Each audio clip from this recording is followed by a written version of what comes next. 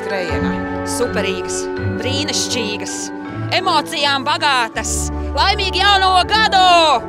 Vai jums trasē bija sarežģījumi? Man bija sarežģījumi, jo man bija arī suns. Es skrēju ar sunu. Suns kaut kur reku tur.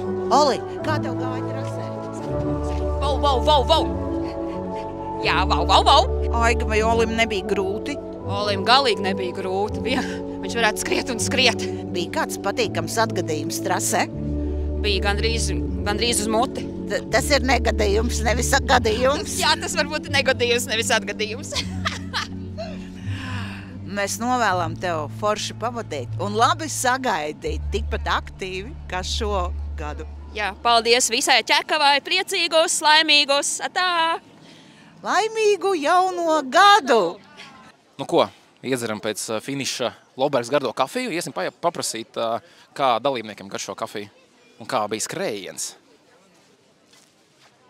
Labdien, labu apetīti! Kā garšo kafiju?